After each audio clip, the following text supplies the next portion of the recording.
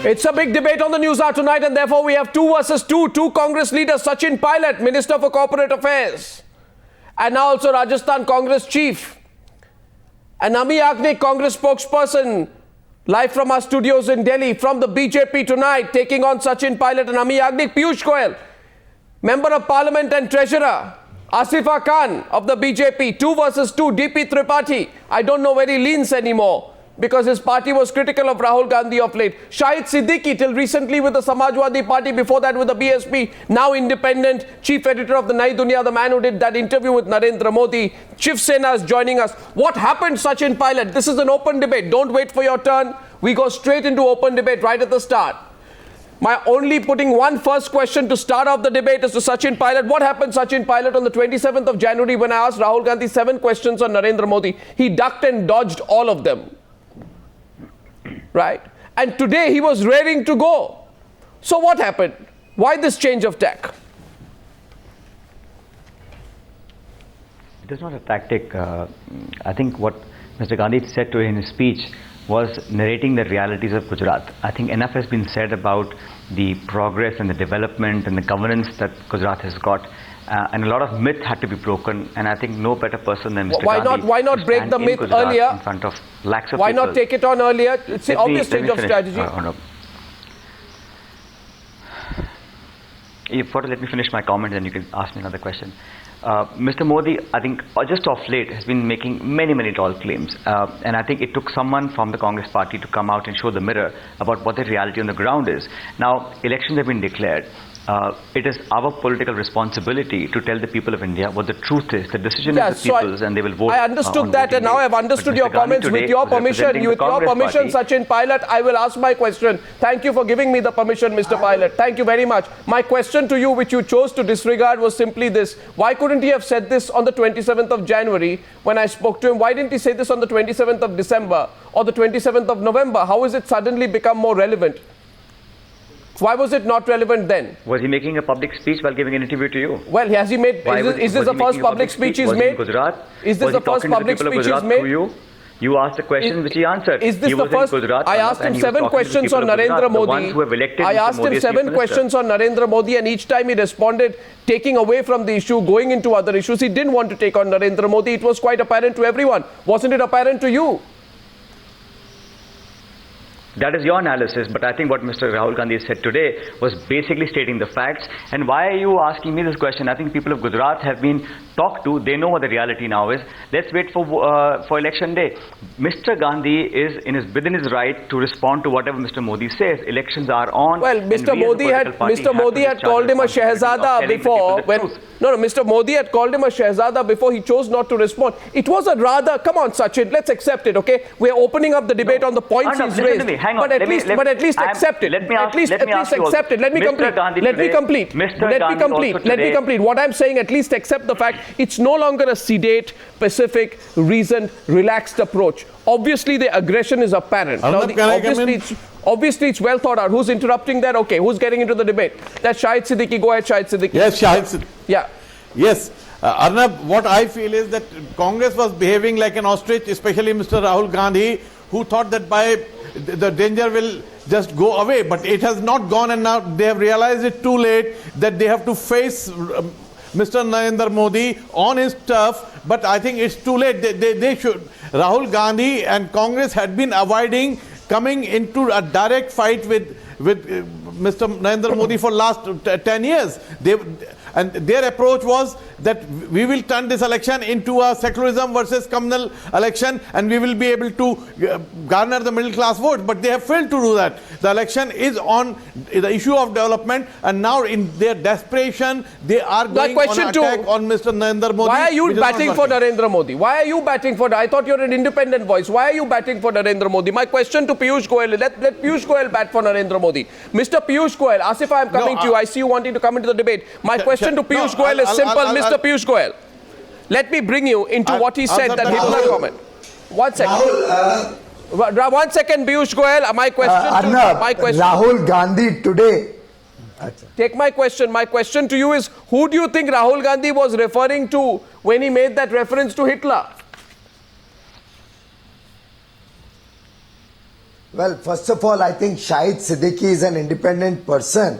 And just because an independent person speaks the truth, I don't see any reason but why for are you to batting attack for him and his independence. However, no, I'm not batting for him. I was just amused that if Kumar Ketkar came on your channel and spoke well for Congress, that's a fact, and I'll tell you why. I will tell you why if you give me the opportunity. Very good. But if somebody is speaking what the reality is, somebody speaks what the reality is, it bothers you, Arnab. That doesn't bother me. My question to you, which I repeat, is who was Rahul Gandhi referring to when he made the Hitler comment? When he made the Hitler analogy, who was he talking about? Who, in your view? Who was he talking about?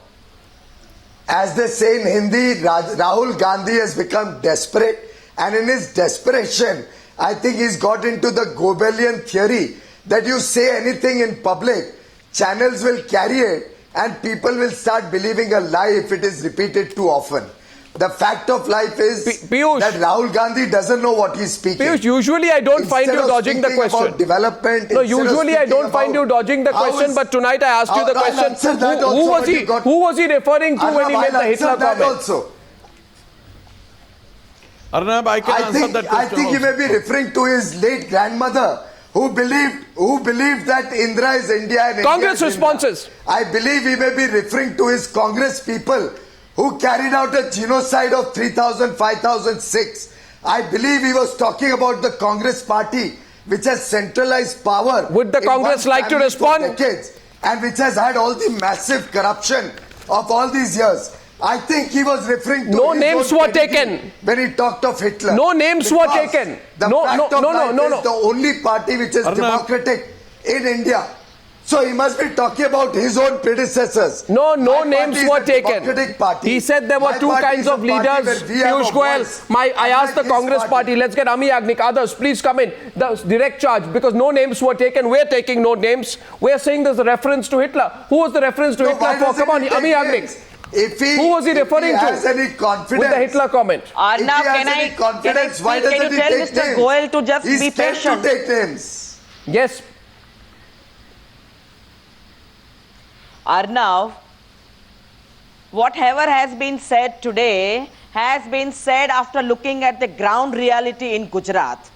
Whatever is happening in Gujarat in the last 10 years, we have not seen the ground reality for last 10 years. Open, and everything is before the country. It has gone step by step, and today if whatever Rahul ji has said, he has had first-hand information from the fishermen, from the farmers, from the women, from the children, the education reality and the health reality in the state, and so he has a right to say about what is the development model of Gujarat. And when he says that Amul was there since 1975, Arnab, Sarovar Dam was 2 decades back, everything has stopped since 2000. There is no development in Gujarat. In fact, Gujarat has gone backward. In fact, if you see, there are no canals, no sub-canals. The water is not given to the farmers. It is given to the industrialists. There is no electricity. 1 lakh applications of the farmers are pending connection. And there is so much suicide. If you want the data, I can give you that 567 farmers committed suicide from 2003 to 2007, 2008 to 2012. 112 farmers. So, well, all these are a part of government record. The Legislative Assembly has not functioned. Are we ready for the... not been there. Are we ready to debate? Commissions that have appointed. Are we ready? I want to ask the panelists one question. One question to the panelists. One question. No, Piyush. Let me lay the tone of the debate going forward. Piyush, 1 minute. Give me a second. I want you to ban this. Give me a second. Arnab, I want you to ban. I know your prepared data. I know the BJP data. I know you have BJP data with you. Just give falsehoods. You have BJP data with you. I have all the data. You have BJP data with you. Let me give all the data. I have tons of it. No BJP data. This is government data. Now this is the data of the... Yes. Piyush, go ahead. This is the CAG report on ICDS. This is the CAG report on ICDS from 2007 to 2013. Now see, this is... 1 minute. Piyush doesn't impress me. Piyush doesn't impress. 50%. Piyush doesn't impress. Doesn't impress me. Doesn't impress me. No. You see, I'll tell you one thing about Piyush Goyal. No. 1 second. One minute now, Piyush. Please stop for a minute. Just bear with me, gentlemen. I'm holding this debate for a second. Please, 1 second. Piyush Goyal, put that paper down for a minute and let me tell you something. 1 second. Put the paper down. I know it's good BJP data you've got. Put it down. I just want to say one thing. CAG. I want CAG to say data. Okay, Piyush. Sorry, don't try to monopolize the debate. It is CAG data. Now, Mr. Piyush Goyal, 1 minute, please. I want an understanding today. Therefore, there are 8 points. Let me steer the debate. Okay? I've seen enough data, Mr. Piyush Goyal. If there are 8 points that Rahul Gandhi has made, I say let's put the 8 points out on Newshour. Let's have a debate on the points. Are we agreed on that? Sachin Pilot, Amee Yagnik? Do we all agree, Mr. Tripathi? Let's debate the points which he has raised, okay? We all agree. Rahul Narvekar, welcome to the debate. Point number 1, and Asifa can take that. Point number 1 is Amul. Rahul Gandhi says they claim the Gujarat model. I have seen Amul billboard since I was 7 years old. Right? Now, Asifa, he's right. 1 minute. Problem? 1 minute. Incidentally, Arnab, I can since take all the 7-year-olds start going to I tuition. can take all the 8 questions. Piyush Goyal, please, Piyush Goyal. And he wants to leave Piyush Goyal, please, a minute, please. My question to you is, I just want to know. my question to you is, Amul cooperatives were established in 1946. And he wants to lead the nation. Amul cooperatives were established in 1946 after the farmers of Kaira approached Sardar Vallabhbhai Patel, who was the congressman, of unfair trade practices. It was developed and managed by Varghese Kurian. It was not created or developed or founded or discovered by Mr. Narendra Modi. So why is Narendra Modi taking credit for Amul? That's the question. And is Rahul Gandhi wrong? Asifa. Arnab, the problem is, the problem is that Rahul Gandhi comes to Gujarat without doing his homework. Either he is spoon-fed at the age of, in his Come to the mid-40s. point. Avoid the personal remarks. Prime Ministerial candidate of the Congress party, I think is spoon-fed on everything without doing any research or homework. Yes, Amul was there, and it has been there. Why don't you answer about the Amul question that man has asked you? In Gujarat, we do not disagree, but what did Mr. Modi do? He emphasized and he value-added the things which were existing in Gujarat. Value-added on Amul? To go up as what is the value addition that Modi brought to Amul? Of a white revolution. What is the movement by the women of Gujarat? No. What is the value addition? Yes. What is the value addition that Narendra Modi brought to Amul? Gujarat. Modi ji has empowered the women of Gujarat to a large so extent. How did... And women have always been entrepreneurs. No. So 1 minute. Asifa, 1 minute. Asifa, Modi came to power which year? 2001. 2001. Good. So Amul was founded in 1946. So the women of Gujarat from 1946 to 2001 were waiting to be empowered. Sachin Pilot is responding to that. Sachin on Amul. Point number 1. Sachin on Amul. Point number 1 is on Amul. I think the point is that I think in the garb of trying to be assertive, Mr. Modi has become dictatorial, and that's an assessment I've made because Amul, for example, is not a creation of one individual. It's taken 6 decades for the institution to grow where it is, and Mr. Varghese Kurian is one man who should be credited for it. I think the BJP sometimes starts to take credit for things which they haven't done, which is fine in political election time. You can do it, but you have also got to have the patience to understand that may not be the reality. So just be humble about it and say, well, we've added to it, but you can't say you've created it. It's not your gift to the state of Gujarat or to India. And that's all that Mr. Gandhi said without using any foul language or disrespecting anyone. He stated a fact. We only want to say that we have sustained consistently a brand like Amul and taken it higher and higher. And today, after so many years, with the increase so have 5 chief ministers before Mr. Modi who all belong to the Congress party. Rise in white revolution. That is all Gujarat government has done. No, does the BJP concede on the Newshour tonight that no, 1 second. Piyush Goyal will also. Does the BJP concede? Does the BJP concede that on the Newshour tonight, the Amul observation where Rahul Gandhi took on Narendra Modi or Amul was one where he successfully has cornered the BJP and Mr. Modi? Do you make that concession? Can I go to claim number 2? I see a hand go up, Piyush Goyal. 10 seconds. 10 seconds, quick rebut. Don't make it long. Hang on. Don't make it long. Rahul Gandhi has come too late with why don't I make it long? Your questions are longer than my answers. My questions are pretty simple. Yeah. They can be answered with a yes or no also. The fact is a lot of things happened in this nation, but the Congress party over the years has messed up the economy and messed up institutions, including the Amul, which was going through a very bad patch when Mr. Modi took up the reins of the state. He has been able to expand the Amul experiment. He has been able to strengthen the cooperative movement. He has been able to once again revive the cooperative movement, which under the Congress ruled states like Maharashtra, like Haryana, like Rajasthan has completely collapsed. What Mr. Modi did is bring good governance into the cooperative sector. Please. He strengthened it. He Point number eliminated two. unemployment.